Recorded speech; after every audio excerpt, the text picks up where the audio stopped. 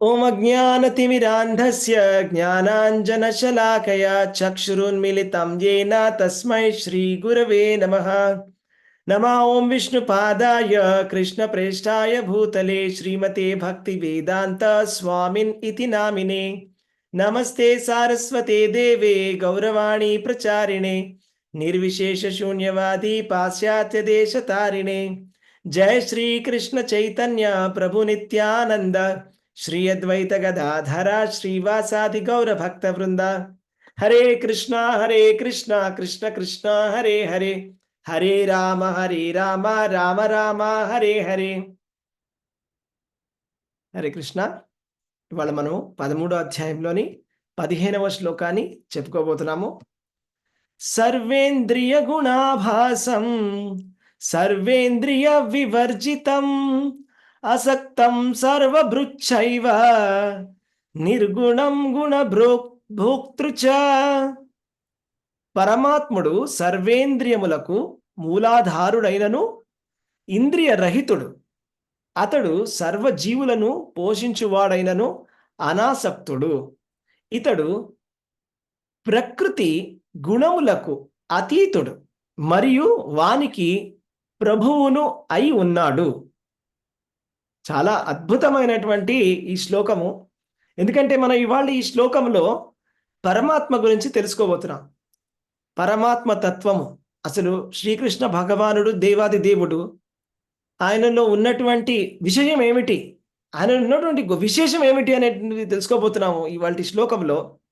So మొట్టమొదటి విషయం ఇక్కడ సర్వేంద్రియ గుణాభాసము అంటే పరమాత్ముడు సర్వేంద్రియులకి కూడా, అన్ని ఇంద్రియాలకి కూడా మూల ఆధారం. మన ఇంద్రియాలన్నిటికీ ఆయనే ఆధారం. సర్వేంద్రియ గుణాభాసం. సర్వేంద్రియ వివర్జితం అదేంటి అంటే సర్వ ఇంద్రియాలు రహితుడు కూడా, అంటే ఇంద్రియ రహితుడు కానీ ఇంద్రియాలకి మూలాధారం. అదేలాగా సాధ్యము? తనకి ఇంద్రియాలు లేవు కానీ ఇంద్రియాలకి మూలాధారం. అంటే దీని అర్థం ఏంటి? ఇంద్రియాలు లేవనా, ఇంద్రియాలు ఉన్నాయనా అర్థం చేసుకోవడానికి ప్రయత్నం చేద్దాం.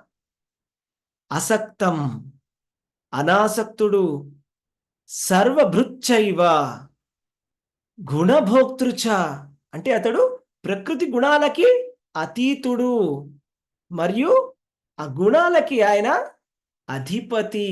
గుణాలకి అతీతుడు మరియు గుణాలకి అధిపతి.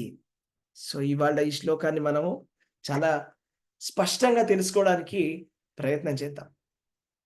సో ఇక్కడ మొట్టమొదటి విషయం ఏంటంటే సర్వేంద్రియ గుణాభాసము సర్వేంద్రియ వివర్జితం. అంటే మనం జనరల్గా పర్టికులర్గా ఏమనుకుంటాము అంటే ఎటువంటి ఇంద్రియాలు లేవు భగవంతుడిలో, భగవంతుడికి రూపము లేదు, భగవంతుడికి గుణములు లేవు అని మనం వెంటనే అనుకోవడానికి ప్రయత్నం చేస్తాం. పర్టికులర్గా నిరాకారవాదులు ఆ విధంగా అర్థం చేసుకుంటారు. ఏంటంటే భగవంతుడికి రూపము లేదు, భగవంతుడికి ఎటువంటి గుణాలు లేవు అనేటువంటి కంక్లూషన్కి వాళ్ళు రావడం జరుగుతుంది. అయితే ఇక్కడ నిర్గుణ అనేటువంటి పదానికి మీనింగ్ ఏంటో తెలుసుకోవడానికి ప్రయత్నం చేద్దాం. నిర్గుణ అంటే భౌతిక విషయములైనటువంటి భౌతిక గుణాలను లేనటువంటి వాడు అని అర్థం. కానీ ఆధ్యాత్మికమైనటువంటి గుణాలు లేనటువంటి వాడు కాదు, అలా అని అనుకోకూడదు. ఆధ్యాత్మిక గుణాలు లేవని కావు. ఏ విధంగా అంటే సపోజ్ మనం ఎవరికైనా చెప్పామనుకోండి, ఈయనకి ఎటువంటి అలవాట్లు లేవండి అని. ఎటువంటి అలవాట్లు లేవు అంటే ఏ అలవాటు లేదని కాదు. న్యూస్ పేపర్ చదవడం ఒక మంచి అలవాటు ఉండొచ్చు, పుస్తకాలు చదవడం మంచి అలవాటు. అలవాట్లే లేవంటే చెడు అలవాట్లు లేవని. చెడు సాంగత్యం చేయడమో లేకపోతే మద్యపానం చేయడమో ధూమపానం చేయడం లాంటి అలవాట్లు లేవు అని చెప్పడం అర్థం దానికి. అలాగే ఇక్కడ నిర్గుణ అంటే గుణాలు లేవని కాదు. నిర్గుణ అంటే భౌతికమైనటువంటి గుణాలు లేవు. భౌతికమైనటువంటి గుణాలు అంటే ఏమిటంటే ఈ సత్వ రజస్సు తమస్సు 3 గుణాలు ఉంటాయన్నమాట. సత్వగుణము రజోగుణము తమోగుణం, ఇవి భౌతికమైనటువంటి గుణాలు. ఈ 3 గుణాలకి అతీతమైనటువంటి గుణమే శుద్ధ సత్వము. దేవాది దేవుడు శ్రీకృష్ణ భగవానుడు శుద్ధ సత్వగుణములో ఉంటాడు. ఆయన సకల కళ్యాణ గుణములతోటి శోభిల్లుతూ ఉంటాడు.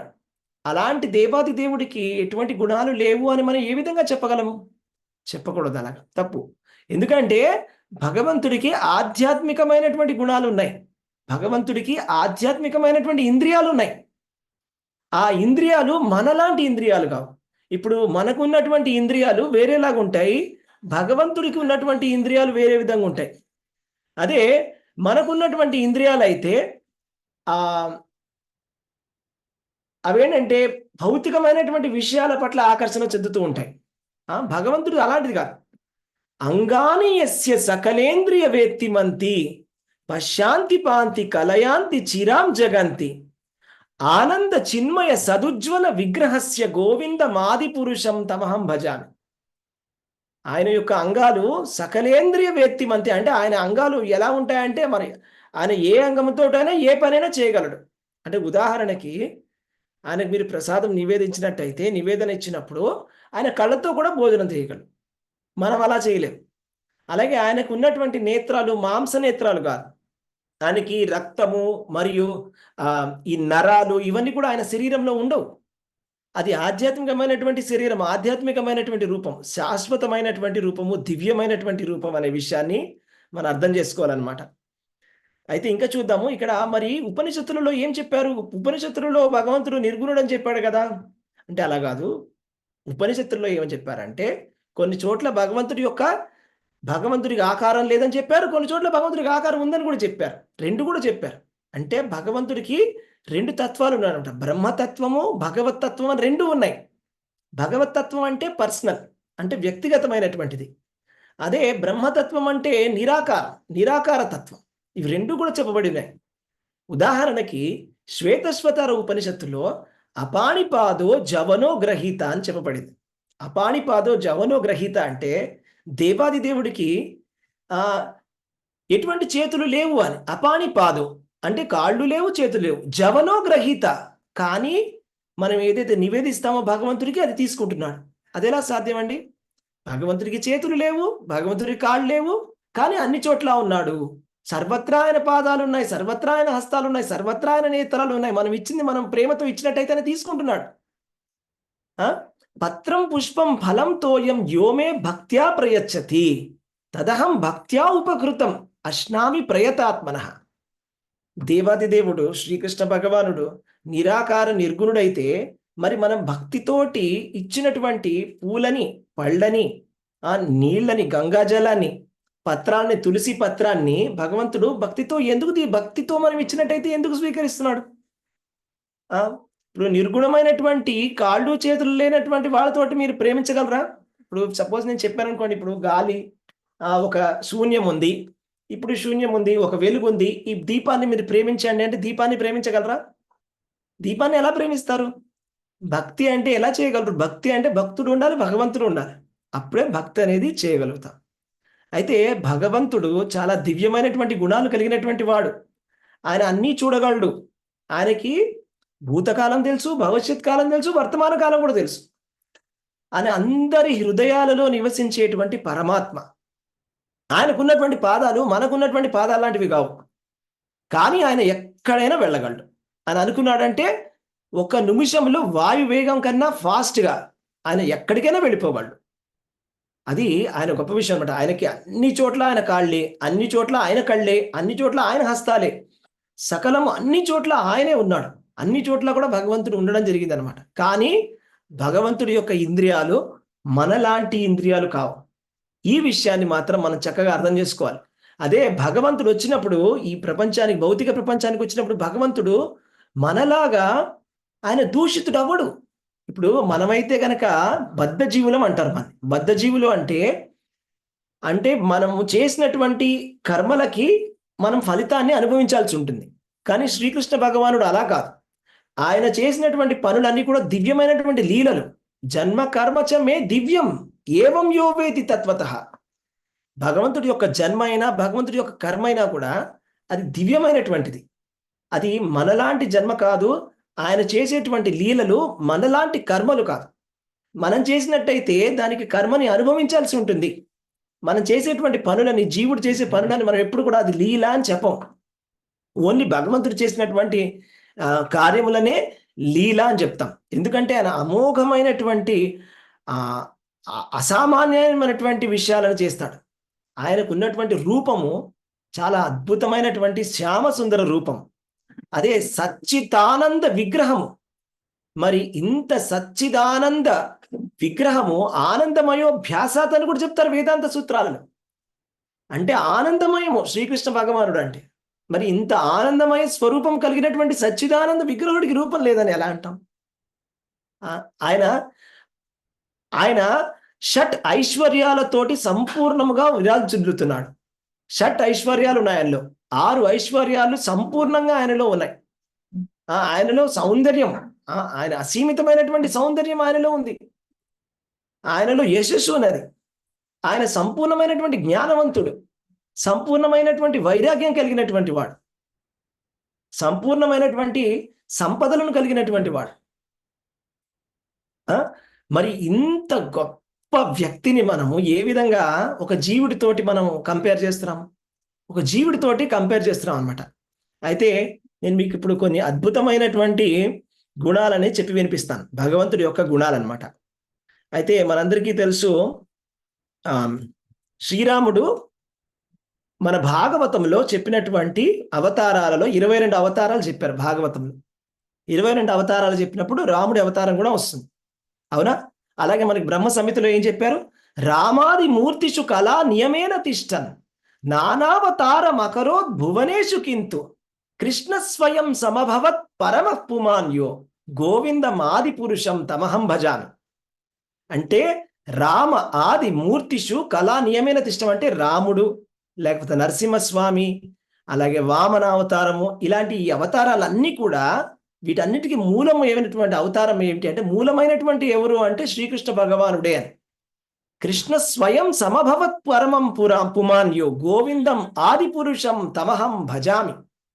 అలాగే మనకి శ్రీమద్ భాగవతంలో కూడా చెప్పబడుతుంది అనమాట. 22 అవతారాలని చెప్పిన తర్వాత ఏతేషాం చ కళాపుంసః కృష్ణస్తు భగవాన్ స్వయం అని చెప్పబడింది. అంటే అన్ని కూడా కృష్ణుడి అవతారాలే, కృష్ణుడికి రాముడికి ఎటువంటి తేడా లేదు. అయితే మనం ఇప్పుడు లోకాభిరాముడు, కళ్యాణ గుణాభిరాముడు అయినటువంటి శ్రీ రాముడి గురించి మనం కొన్ని కళ్యాణ గుణాల గురించి చెప్పుకుందాం. అంటే ఎన్ని కళ్యాణమైనటువంటి గుణాలు భగవంతుడిలో ఉంటాయో మనం తెలుసుకోవాలన్నమాట. అయితే రాముడిలో ఉన్నటువంటి గుణాలన్నీ నేను చదివి వినిపిస్తాను మీకు. ఓకే, శ్రీరాముడు సద్గుణాలతో సంపూర్ణంగా శోభిల్లుతున్నటువంటి వాడు. అయితే ఆయన అందరిలో కూడా అత్యంత ఘనుడు. ఆయన విద్వాంసుడు, శక్తిమంతుడు, దృఢమైనటువంటి సంకల్పము కలిగినటువంటి వాడు. అలాగే మంచి నడవిడిక కలిగినటువంటి వాడు, ధైర్యము కలవాడు, మాట్లాడుటలో నేర్పుని కలిగినటువంటి వాడు, ఆడిన మాటని తప్పనటువంటి వాడు, పనులలో మంచి నేర్పు కలిగినటువంటి వాడు, అలాగే సాధు స్వభావం కలిగినటువంటి వాడు, అందరినీ కూడా పోషించేటువంటి గుణము కలిగినటువంటి వాడు, ఆయన కృతజ్ఞతా భావాన్ని కలిగినటువంటి వాడు, ఆయన నిష్కలంకమైనటువంటి సౌశీల్యాన్ని కలిగినటువంటి వాడు, ఆయన జీవకోటి యొక్క సంక్షేమము కొరకు యథార్థంగా ఎప్పుడు పాటుపడేవాడు, ఆయన సాటి లేనివాడు, ప్రజ్ఞకే నిధి, అత్యంత సౌందర్యమైనటువంటి రూపం కలిగినటువంటి వాడు రాముడు. క్రోధాన్ని గాని అసూయని గాని ఆయన లోబడనటువంటి వాడు. ఆగ్రహించినప్పుడు దేవతలకు సైతం వెన్నులో వణుకు పుట్టించేటువంటి వాడు. సకల ఐశ్వర్యాలతో కూడుకున్నటువంటి వాడు. తన ఇంద్రియాలపై సంపూర్ణమైనటువంటి నిగ్రహం కలిగినటువంటి వాడు. అపరిమితమైనటువంటి శక్తులకు అధిపతి అయినటువంటి వాడు. అత్యంత విశుద్ధమైనటువంటి సౌశల్యం కలిగినటువంటి వాడు. ఆత్మ సాక్షాత్కారంలో సంపూర్ణమైనటువంటి వాడు శ్రీరాముడు. సకల విశ్వానికి ఆధారము శ్రీరాముడు. సకల శత్రువులని సంహరించేవాడు. తనకు సంపూర్ణ శరణాగతి పొందినటువంటి వాళ్ళకి ఏకైక ఆశ్రయమైనటువంటి వాడు. వేదాలని క్షుణ్ణంగా ఎరిగినటువంటి వాడు. ఆయుధాలని ప్రయోగించడంలో దిట్టయినటువంటి వాడు. పట్టిన పట్టును విడవనటువంటి వాడు. అసాధారణమైనటువంటి ధారణా శక్తి కలిగినటువంటి మేధావి. నిజానికి అతని పాండిత్యానికి పరిమితులే లేవు. ఆయన వివేకవంతుడు, దయార్థ హృదయం కలిగినటువంటి వాడు. సకల ప్రాణులకు కూడా ప్రీతిపాత్రుడు. మిత్రులను శత్రువులని కూడా సమదృష్టితో చూసేటువంటి నిష్పక్షపాతి. సముద్రం వలె గంభీరమైనటువంటి వాడు. అలాగే ఆయన హిమాలయాలటువంటి వాడు. అలాగే కూడా అందంలో చంద్రుడు వంటి వాడు, ఓర్పులో భూదేవి వంటి వాడు, కోపంలో ప్రళయంలో కోపం వస్తే కనుక ప్రళయంలో వచ్చేటువంటి అగ్ని వంటి వాడు, సంపదలో కుబేరునటువంటి వాడు. ఇవన్నీ కూడా వాల్మీకి రామాయణంలో చెప్పబడినటువంటి మొదటి బాలకాండలో ఇచ్చినటువంటి గుణాలన్నమాట. వాల్మీకి ఋషి నారదుడిని కలిసినప్పుడు ఆయన కొన్ని ప్రశ్నలు అడుగుతాడనమాట. ఈ లోకములో ఇలాంటి సుగుణాలు కలిగినటువంటి వాడు ఎవరున్నారు అని. అప్పుడు నారదుల వారు చెప్తారు, ఆ దశరథ పుత్రుడైనటువంటి శ్రీరాముడిలో అన్ని గుణాలు ఉన్నాయని, ఆయన సకల గుణాలకి కూడా నిధి ఆయనే అని. అంటే మనలో ఎంతో కొంత 2-3 చిన్న చిన్న గుణాలు ఒక చుక్కగా ఒక లవమాత్రంగా ఉన్నాయంటే ఆ గుణాల యొక్క సముద్రమే శ్రీరాముడు అనమాట. అంటే భగవంతుడిలో అన్ని కళ్యాణ గుణాలు ఉంటాయి. అయితే శ్రీకృష్ణ భగవానుడి యొక్క కళ్యాణ గుణాల గురించి మనం విందాం. ఇది శ్రీమద్ భాగవతంలో వచ్చినటువంటి చర్చ. శ్రీమద్ భాగవతంలో కలిపురుషుడు వచ్చి భూదేవిని మరియు ధర్మదేవతని కూడా బాగా హింస పెడతాడనమాట. సో హింస పెట్టినప్పుడు పరీక్షిత్ మహారాజు వచ్చి భూదేవిని అడుగుతాడనమాట. అలాగే ధర్మదేవత కూడా భూదేవిని అడగడం జరుగుతుంది అనమాట. ఎందుకు నువ్వు ఇంత బాధపడుతున్నావని. ఎందుకు బాధపడుతున్నావు అంటే, ఎప్పుడైనా కూడా ఈ కలియుగంలో అందరూ ఎవరు కూడా ధర్మాన్ని పాటించడం లేదని బాధపడుతున్నావా, ఎందుకు బాధపడుతున్నావు అంటే, అప్పుడు శ్రీకృష్ణ భగవానుడి యొక్క గుణాల గురించి చెప్తుందనమాట భూదేవి. శ్రీకృష్ణుడిలో ఉన్నటువంటి కళ్యాణ గుణాల గురించి మనం విందాం.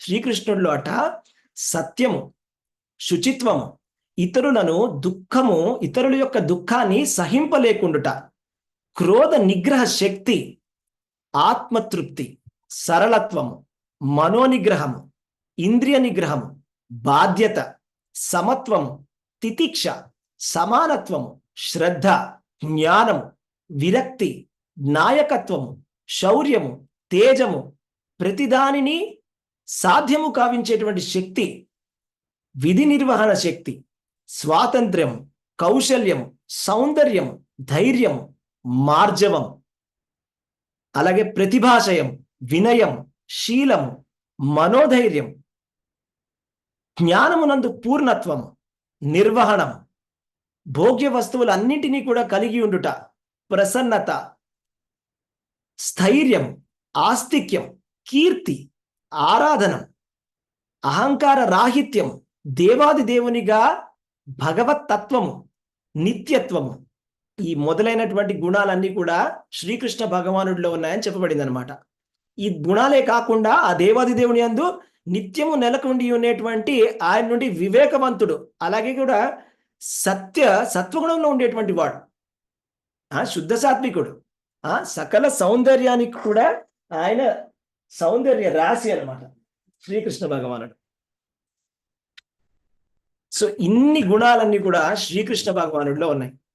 సో అయితే మనం ఏం చెప్పుకున్నాం అంటే, శ్రీకృష్ణ భగవానుడు దేవాది దేవుడు, ఆయన 6 ఐశ్వర్యాలతోటి కలిసి ఉన్నాడు అనమాట. ఆయన యొక్క గుణాలని మనం చర్చించాలంటే అది ఒక క్లాస్లో అయ్యేది కాదు. అయితే సపోజ్ మీరు భూమిలో ఉండేటువంటి అన్ని కణాలని కూడా ఎంచడానికి ప్రయత్నం చేస్తే మీరు ఎంచవచ్చు, మేబీ కౌంట్ చేయొచ్చు. మీరు 1 1 1 1 1 1 లెక్క పెడితే అన్ని కణాలను లెక్క పెట్టవచ్చేమో.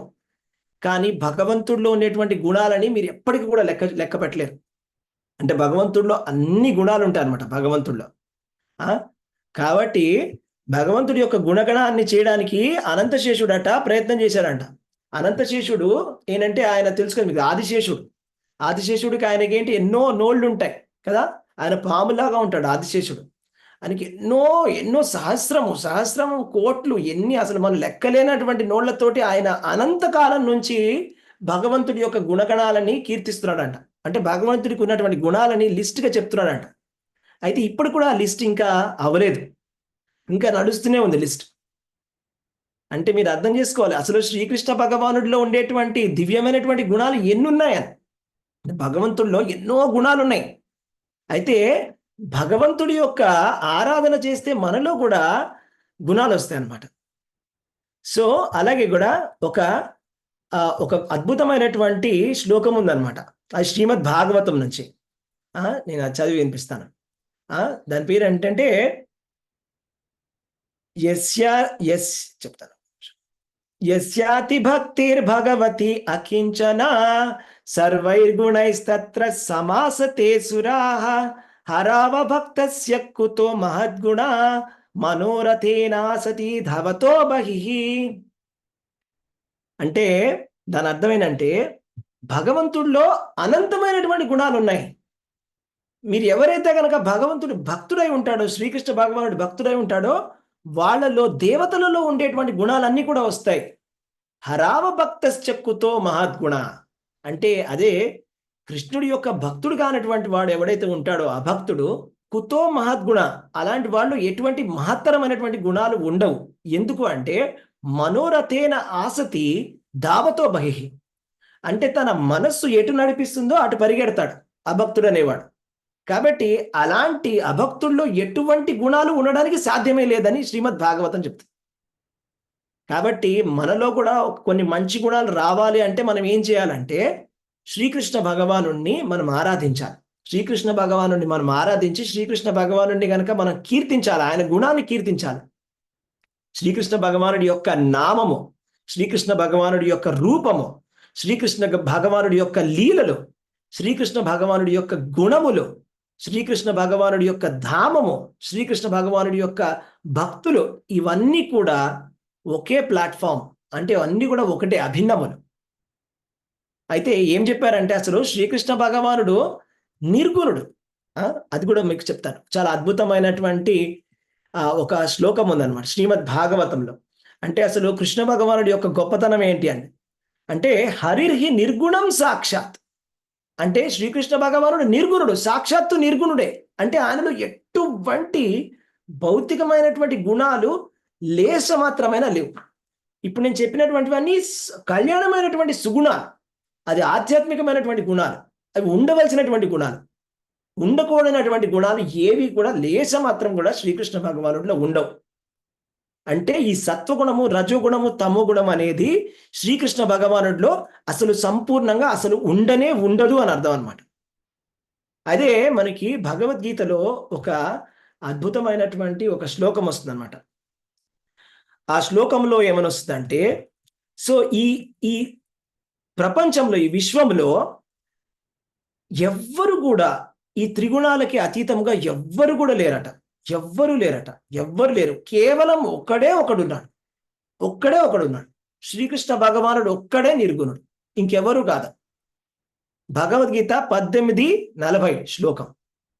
నతద్ అస్తి పృథివ్యాం వా దివి దేవేషు వా పునః సత్వం ప్రకృతి జైర్ముక్తం యదేభిస్యాత్రిభిర్గుణైః. అంటే ఈ పృథివీలో గాని, ముల్లోకాల్లో గాని, ఏ లోకంలో అయినా గాని ఈ 3 గుణాలని దాటినటువంటి వాళ్ళు, ఈ 3 గుణాలకి అతీతులైనటువంటి వాళ్ళు, నిర్గుణులు ఎవరు లేరు అని. కేవలం శ్రీకృష్ణ భగవానుడే సంపూర్ణంగా ఈ మాయకి అతీతుడు, ఈ మాయకి అధీశుడు. అంటే మాయని సైతం ఆయన నియంత్రిస్తాడు. మాయ ఆయన నియంత్రణలో ఉంటుంది. అది శ్రీకృష్ణ భగవానుడి యొక్క గొప్పదనం అన్నమాట. శ్రీకృష్ణుడు అంత గొప్పవాడు, ఆయన దేవాది దేవుడు. ఆయన చేతిలోనే ఈ సత్వగుణము, రజోగుణము, తమో గుణం అనేది ఉంటుంది. ఆ సత్వరజ తమో గుణాలతోటి మొత్తం అంతా భౌతిక ప్రపంచం అంతా నడుస్తోంది. ఈ మాయాశక్తితోటే మొత్తం ప్రపంచం అంతా నడుస్తుంది. కాబట్టి శ్రీకృష్ణ భగవానుడు సాటి లేనటువంటి వాడు. అందుకే ఆయన్ని మనం దేవాది దేవుడు అని చెప్తాం. అందుకనే శ్రీకృష్ణ భగవానుడు మాత్రమే ఆరాధనీయమైనటువంటి దైవం. ఎందుకు అలాగా అంటే శ్రీకృష్ణుడు నిర్గుణుడు, అలాగే ఎవరైతే ఆయన భక్తి చేస్తారో వాళ్ళు కూడా నిర్గుణులు అవుతారు. మాంచయో అవ్యభిచారేణ భక్తి యోగేన సేవతే సగుణాన్ సమతీత్యైతాన్ బ్రహ్మభూయాయ కల్పతే.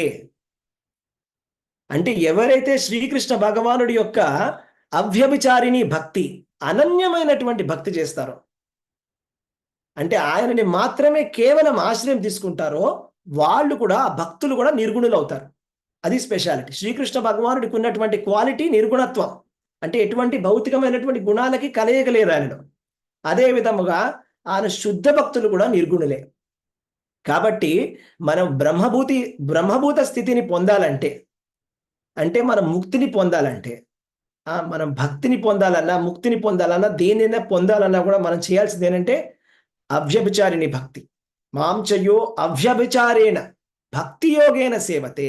భక్తి యోగం చేయాలి. భక్తి యోగం చేసినట్టయితే అప్పుడు ఏం జరుగుతుంది? సగుణాన్ సమతీత్యయితాన్, అంటే ఈ 3 గుణాలకి అతీతంగా మనం వెళ్ళిపోతాం. సగుణాన్ సమతీత్యయితాన్ బ్రహ్మభూయాయ కల్పతే. ఆ బ్రహ్మభూత స్థితికి మనం వెళ్ళిపోతాం. ఆ బ్రహ్మభూత స్థితికి వెళ్ళడమే మన వేదాల యొక్క లక్ష్యం అనేది. కాబట్టి వేదాలన్నీ కూడా ఎక్కడి నుంచి వచ్చాయి? వేదాలన్నీ కూడా శ్రీకృష్ణ భగవానుడి నుంచి వచ్చాయి. అది శ్రీకృష్ణ భగవానుడి యొక్క సందేశాలు వేదాలు. వేదాలన్నీ కూడా తెలిసిన వాళ్ళు ఎవరు? వేదాలని స్పష్టంగా తెలిసింది ఏకైక శ్రీకృష్ణ భగవానుడికి మాత్రమే తెలుసు. వేదాలన్నింటిలో కూడా కీర్తింపబడింది ఓన్లీ కృష్ణ భగవానుడిని మాత్రమే. మొదటి నుంచి చివరి వరకు రామాయణమైన మహాభారతమైన ఏ వేదమైనా కృష్ణుడినే కీర్తిస్తుంది. వేదైశ్చ సర్వైర్ అహమేవ వేద్యో. వేదాలన్నీ ఉన్నవి శ్రీకృష్ణ భగవానుడిని తెలుసుకోవడానికి మాత్రమే ఉన్నాయి వేదాలన్నీ. వేదాంత కృత్ వేద విదేవచాహం. వేదాంతాన్ని రచించింది కూడా శ్రీకృష్ణ భగవానుడే. ఈ 22 అవతారాలు చెప్పే కదా, అందులో వేద వ్యాసుల వారు వచ్చారు. ఈ వైదికమైనటువంటి ఈ వాంగ్మయం అంతా కూడా రచించింది శ్రీకృష్ణ భగవానుడి యొక్క అవతారమైనటువంటి వ్యాస భగవానుడే. వేదాంతాన్ని రచించింది ఆయనే. అంటే ధర్మానికి మూలం కూడా శ్రీకృష్ణ భగవానుడే. అసలు ధర్మం అంటే ఏంటో తెలియాలంటే శ్రీకృష్ణ భగవానుడు చెప్తే మనకు తెలుస్తుంది. అంటే ఈ సర్వశాస్త్రాలు, అన్ని శాస్త్రాల యొక్క సారాంశం ఏంటి అనేది శ్రీకృష్ణ భగవానుడికి మాత్రమే తెలుసు, ఇంకెవరికి కూడా తెలియదు. సో సర్వ వేదాల యొక్క, సర్వశాస్త్రాల యొక్క సారాంశం ఏమిటి అంటే ఇది. శృణ్వతాం స్వకథాం కృష్ణ పుణ్యశ్రవణ కీర్తన. అంటే ఈ పుణ్యమైనటువంటి కృష్ణుడి యొక్క కీర్తన చేయడం, కృష్ణుడి గురించి శ్రవణం చేయడం, ఇది అసలైనటువంటి సారం. వేదాలలో ఉండేటువంటి సారం ఏమిటి? భాగవతం. అవునా? వేదాలకి పండిన తీయని పండు. అందులో చెప్పినటువంటిది ఏంటి? అందులో చెప్పింది ఏంటి? శ్రోతవ్యం కీర్తితవ్యశ్చ ధ్యేయ పూజ్యశ్చ నిత్యద. అంటే మనం ఎప్పుడు కూడా కృష్ణుడి గురించి వింటూనే ఉండాలి. నిత్యద, నిత్యము కృష్ణుడి గురించి వింటూనే ఉండాలి. నిత్యము కీర్తిస్తూనే ఉండాలి. నిత్యము ఆయన ధ్యానిస్తూనే ఉండాలి. ఒక్క క్షణం కూడా మనం కృష్ణ భగవానుని మర్చిపోకూడదు. ఇది వేదాల యొక్క సారాంశం. వేదాలలో ఉన్నటువంటి విధులు లేకపోతే నియమాలు అన్నీ కూడా ఎందుకు ఇచ్చారు? కృష్ణ భగవానుని మర్చిపోకుండా ఉండడానికి మనకు అవన్నీ ఇచ్చి ఉన్నారు. వేదాలలో ఉండేటువంటి విధి నిషేధం ఏంటి? స్మర్తవ్యం సతతం విష్ణు విస్మర్తవ్యం న జాతుచిత్. అంటే సతతము మనం విష్ణు భగవానుడిని మనము గుర్తుపెట్టుకోవాలి. విస్మర్తవ్యం న జాతుచిత్, మర్చిపోకూడదు. మొదటో రూల్ ఏంటి? విష్ణుమూర్తిని మర్చిపోరాదు. రెండో రూల్ ఏంటి? విష్ణుమూర్తిని గుర్తుపెట్టుకోవాలి. ఫస్ట్ విష్ణుమూర్తిని గుర్తుపెట్టుకోవాలి, మొదటి రూల్. రెండో రూలు విష్ణుమూర్తిని మర్చిపోకూడదు. ఒక్క క్షణం కూడా మర్చిపోకూడదు. సర్వే విధి నిషేధస్యాత్ ఏతయోరివ కింకర. అంటే వేదాలలో ఉన్నటువంటి అన్ని రూల్స్ అండ్ రెగ్యులేషన్స్, మనం ఈ రూల్స్ ఆ రూల్స్ ఈ రూల్స్ ఆ రూల్స్ అని చాలా రూల్స్ చెప్పుకుంటాం వేదాలలో. ఇలా ఉండాలి, అలా ఉండాలి, మనం కూర్చోత తింటాము, లేకపోతే మనం స్నానం చేసి పూజ చేస్తాము, ఇది చేస్తాము, అది చేస్తాము, ఎన్నో రూల్స్ చెప్తాం. అన్ని రూల్స్ ఏమిటంటే ఉన్న ఒకటే గోల్ ఏంటంటే కృష్ణుడిని ఎప్పుడు కూడా మర్చిపోకూడదు అనేదే మన గోల్. అన్ని తపస్సులు ఉన్నవి ఎందుకు అంటే కృష్ణ భగవానుడు తెలుసుకోవడానికి అన్నీ ఉన్నాయి. చాలా అద్భుతమైనటువంటి శ్లోకాలు ఉన్నాయన్నమాట భాగవతంలో. మీకు ఒక అద్భుతమైనటువంటి ఒక శ్లోకాన్ని వినిపిస్తాను. వాసుదేవ పరా వేద వాసుదేవ పరా మఖాః వాసుదేవ పరా యోగా వాసుదేవ పరా క్రియాః వాసుదేవ పరం జ్ఞానం వాసుదేవ పరం తపః వాసుదేవ పరో ధర్మో వాసుదేవ పరా గతిః. పరా అంటే సూపర్లేటివ్ డిగ్రీ, అంటే దాన్ని మించింది ఇంకా లేదు. వాసుదేవ పరా వేద అంటే వేదాలన్నీ కూడా ఇవ్వబడింది ఎందుకు అంటే కృష్ణుడిని తెలుసుకోవడానికి మాత్రమే. అసలు ధర్మాన్ని ఇచ్చింది ఎందుకు అంటే ధర్మం ఉన్నది ఎందుకు? ఈ వర్ణాశ్రమ ధర్మాలు మనం పాటించే ప్రతి ఒక్క ధర్మం ఉన్నది ఎందుకు అంటే శ్రీకృష్ణ భగవానుడు తెలుసుకోవడానికి. మనం చేసేటువంటి యజ్ఞాలైనా హోమాలైనా కూడా ఎందుకు అంటే అన్నిటికన్నా ముఖ్యమైనటువంటి సంకీర్తన యజ్ఞం చేయడానికే, కృష్ణ భగవానుడి యొక్క సంకీర్తన చేయడానికే. అసలు మనం చేసేటువంటి యోగం అంతా కూడా అత్యున్నతమైనటువంటి యోగం ఏమిటి అంటే కృష్ణ భగవానుడి పైన మనం ధ్యానించడమే అత్యున్నతమైనటువంటి యోగం. అలాగే మనం చేయగలిగినటువంటి వైదిక కర్మకాండాలలో అన్నిటికన్నా అద్భుతమైనటువంటి క్రియా కర్మ అంటే ఏదైనా ఉంది అంటే అది శ్రీకృష్ణ భగవానుడి యొక్క పూజ మాత్రమే. అసలు మనకి జ్ఞానాలలో జ్ఞానమైనటువంటి ఉత్తమమైనటువంటి జ్ఞానం ఉత్తమమైనటువంటి జ్ఞానం ఏదైనా ఉంది అంటే భగవద్గీత కృష్ణ భగవానుడి గురించి తెలుసుకోవడం. మనం ఇప్పుడు తెలుసుకున్నటువంటి 13వ అధ్యాయం పరమాత్మ గురించి తెలుసుకోవడమే అత్యున్నతమైనటువంటి జ్ఞానం. దీన్ని మించినటువంటి జ్ఞానం ఇంకొకటి లేదు. వాసుదేవ పరంతప అంటే అసలు తపస్సు అనేది ఉన్నది కృష్ణుడిని తెలుసుకోవడానికి మాత్రమే, కృష్ణుడిని సంతృప్తి పరచడానికి మాత్రమే తపస్సు అనేది ఉన్నది. అంతేగాని తపస్సు ఉన్నది మన కోరికల్ని కోరడానికి చేసేటువంటిది కాదు. తపస్సు అనేది అది భౌతికమైనది కాదు. దివ్యమైనటువంటి తపస్సు అంటే కృష్ణ భగవానుడి కోసం చేసేదే తపస్సు అంటే. వాసుదేవ పరో ధర్మో, అసలు నిజమైనటువంటి ధర్మం అంటే కృష్ణ భగవానుడిని పూజించడం మాత్రమే అసలైనటువంటి ధర్మం అంటే. మిగతావన్నీ కూడా కైతవ ధర్మాలు. కైతవ ధర్మాలు అంటే తప్పుడు ధర్మాలు. అంటే ఎందుకంటే తప్పుడు ధర్మం ఎందుకు అంటున్నాం? మరి మిగతావన్నీ ధర్మాలు కావాలంటే ఏ ధర్మం అయితే మీకు ముక్తిని ఇవ్వదో, ఏ ధర్మం అయితే మీకు ప్రేమని ఇవ్వదో, ఏ ధర్మం అయితే మిమ్మల్ని పరంధామానికి తీసుకెళ్ళదో, మరి ఆ ధర్మాన్ని మీరు పరమమైనటువంటి ధర్మం అని ఎలా పిలుస్తారు? ఇప్పుడు వైదికమైనటువంటి కర్మకాండలు చేయడం వల్ల ఎవరు కూడా భగవద్ధామానికి వెళ్ళరు. ఇప్పటివరకు మీరు ఒక ఎగ్జాంపుల్ చెప్పండి, ఎవరైనా ఇలా కర్మకాండాలు చేసి భగవద్ధామానికి వెళ్ళారని. అసలు భగవంతుడి భక్తి చేయకుండా, భగవంతుడి భక్తుల యొక్క సాంగత్యం లేకుండా ఇప్పటివరకు ముక్తి పొందినవాడు ఎవరైనా ఒక్క జీవుడు కూడా లేదని భాగవతం చెప్తుంది. అయితే భగవద్గీతలో శ్రీకృష్ణ భగవానుడు చెప్తున్నాడు ఏంటంటే ఈ ప్రాసెస్ అనేది ఇవాళ మొదలైంది కాదని. పూర్వై ముముక్షు హిబి అని. అంటే ఇవాళ మనం అనుకోవచ్చు వీళ్ళేంటో ఇస్కాన్ వాళ్ళు కొత్తగా వచ్చి స్టార్ట్ చేశారు, ఇప్పుడు స్టార్ట్ చేసింది కాదని చెప్తున్నాడు భగవద్గీత శ్రీకృష్ణ భగవానుడు.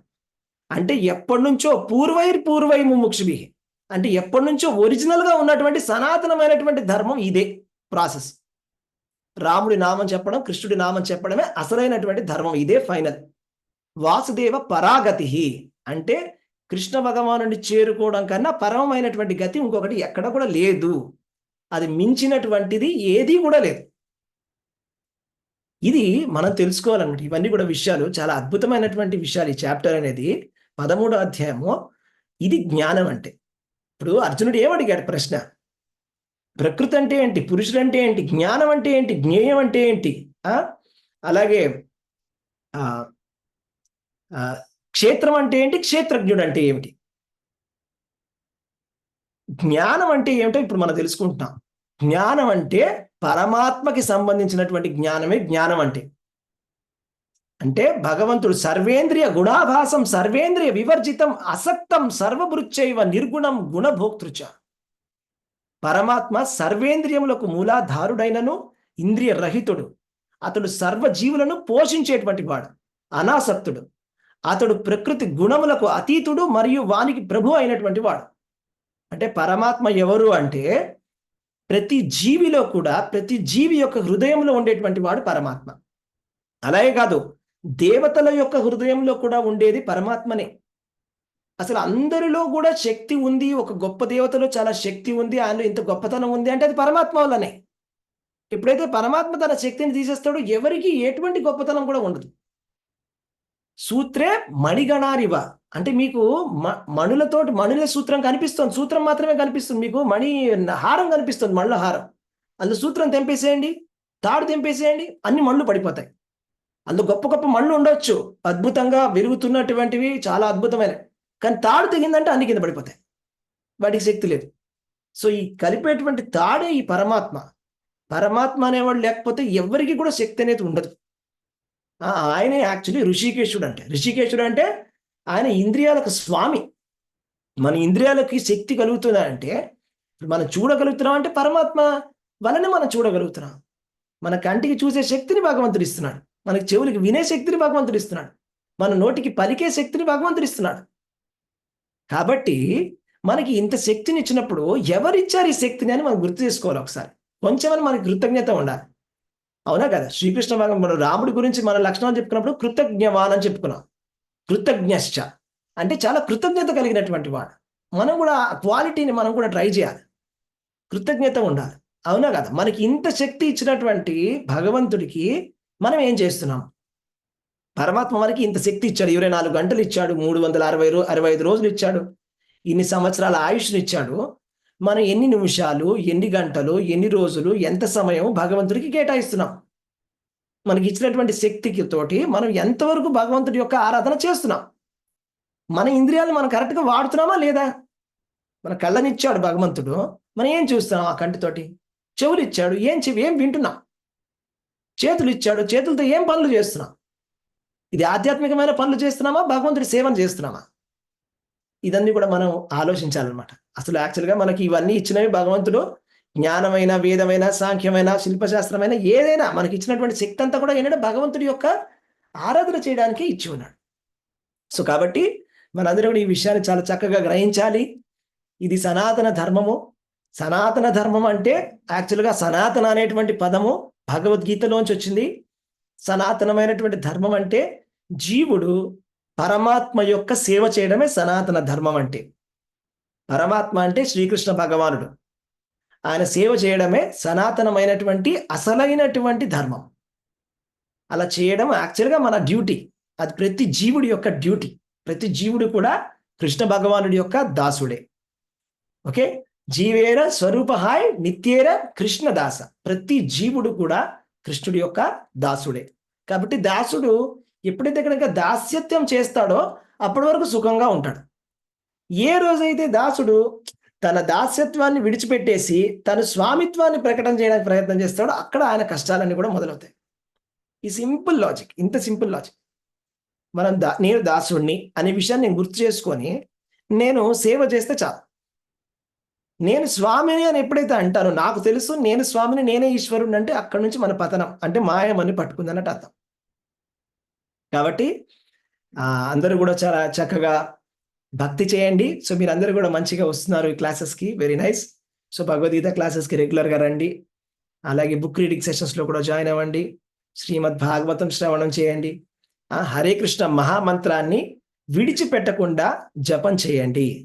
ఓకే, అందరూ కూడా మీ జీవితాలని తరించుకోండి. అందరికీ ధన్యవాదాలు. హరే కృష్ణ. ఏమైనా ప్రశ్నలు ఉంటే అడగవచ్చు. ఎంత అద్భుతంగా ఉంది ప్రభుజీ, అత్యద్భుతంగా ఉంది. అసలు భగవానుడు గుణాతీతుడు, ఇంద్రియ రహితుడు అంటే దాన్ని ఏ విధంగా అర్థం చేసుకుంటారో భౌతికంగా ఉన్న వాళ్ళు, దాన్ని దాటి రావాలి, ఎలా తెలుసుకోవాలనేది మీరు చెప్పినట్టుగా. ఒక వ్యక్తికి ఏ గుణాలు లేవంటే ఆయనకి దుర్గుణాలు లేవని, భౌతికంగా గుణాలు లేవు, దుర్గుణాలు లేవని అర్థం చేసుకుంటాం. అలానే భగవంతుడు కూడా గుణాతీతుడు అంటే భౌతికమైనటువంటి గుణాలు లేవు కానీ ఆయన ఆధ్యాత్మికమైన వాడని. ఎంత అద్భుతంగా ఉంది ప్రభుజీ క్లాస్ మాత్రం.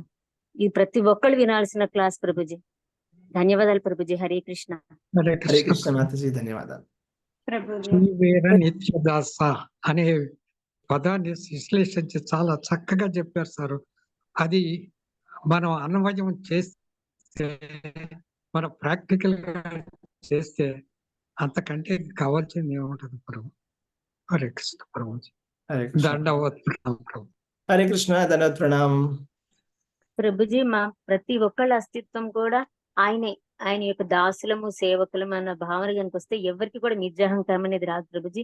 అది అనుక్షణం కూడా మనలో మెదులుతూ ఉండాలి. ప్రతి క్షణం నేను దాసుడని, భగవంతుని సేవకుడిని అనేది ఎప్పుడు మన మనసులో కనుక మెదులుతూ ఉంటే మనకు అహంకారం అనేది చచ్చిపోతుంది ప్రభుజీ. ఆ సాధన చేస్తే కనుక ఖచ్చితంగా. మీరు ఈరోజు చెప్పిన క్లాస్ లో చాలా మంచి మోటివేషన్ ఉంది ప్రభుజీ. ధన్యవాదాలు ప్రభుజీ. హరే కృష్ణ, ధన్యవాదాలు. హరే కృష్ణ. హరే కృష్ణ ప్రభుజీ. ధన్యవాదాలు. హరే కృష్ణ, ధన్యవాద ప్రణామాలు. హరే కృష్ణ ప్రభుజీ. హరే కృష్ణ ప్రభుజీ. దండవత్ ప్రణామం. చాలా చక్కగా వివరించారు ప్రభుజీ. హరే కృష్ణ. హరే కృష్ణ ప్రభుజీ. దండవత్ ప్రణామాలు. చాలా తెలుసుకున్నాం ప్రభుజీ ఇవాళ. ధన్యవాదాలు ప్రభుజీ. ధన్యవాదాలు. హరే కృష్ణ ప్రభుజీ. ధన్యవాదాలు. హరే కృష్ణ.